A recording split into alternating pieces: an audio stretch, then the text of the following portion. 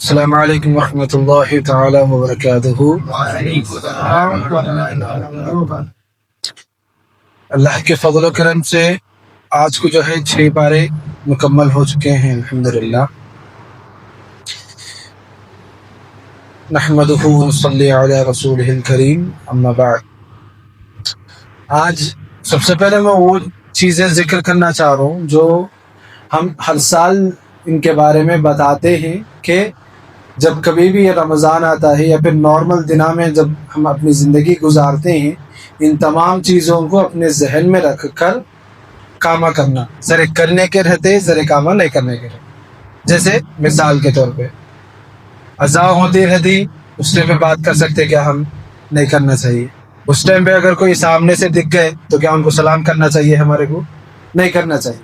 اذان جب ہوتے رہتی اس وقت ہم کسی کو سلام نہیں کر سکتے۔ یہ تمام چیزیں آداب ہمارے کو بہت مد نظر رکھتے ہوئے اپنی زندگی گزارنا ہے۔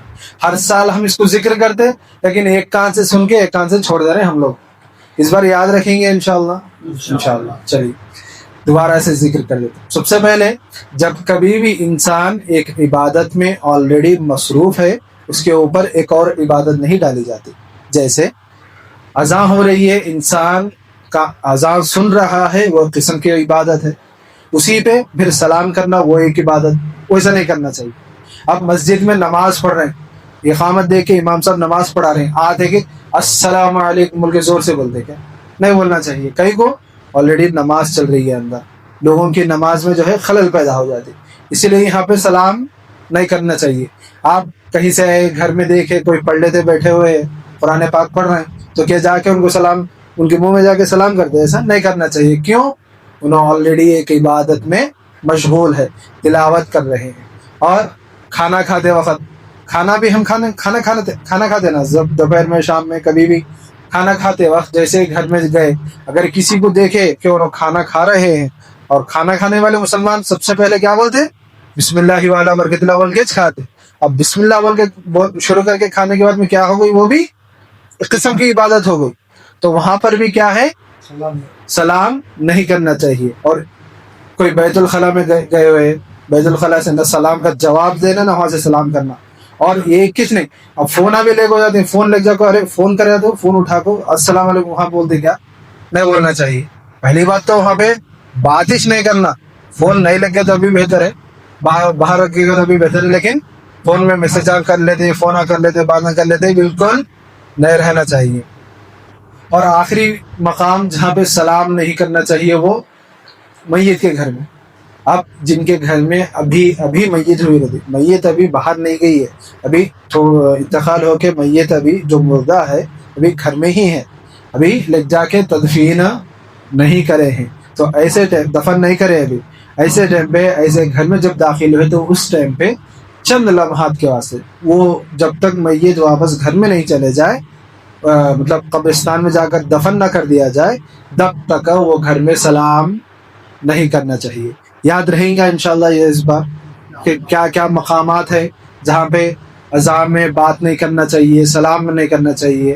اب وضو کرتے رہتے ہمیں باتیں شروع ہو جاتے، کیا بنے تھے دوپہر شام میں، کھائے صحیح، افطاری کیا کھائی کی کیا نہیں کی، یہ سب شروع ہو جاتا ہے۔ ایسے سوم نہیں کرنا۔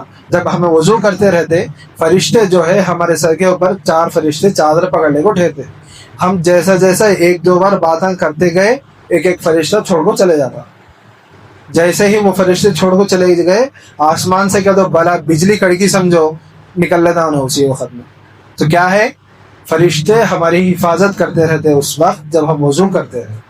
تو اسی لیے ہمارے لیے یہ بہت ضروری ہے کہ جب کبھی بھی ہم دین کی عبادتیں کرتے رہیں تو تمام سیاق و سباق، یعنی ٹائمنگ، کیا اذان ہوتی ہے، کیا کوئی کھانا کھا رہے ہیں، کیا کوئی قرآن پڑھ رہے ہیں، ایسے سب چیزیں دیکھ رکھ کر ہمیں کام کرنا چاہیے، سلام ادا کرنا چاہیے۔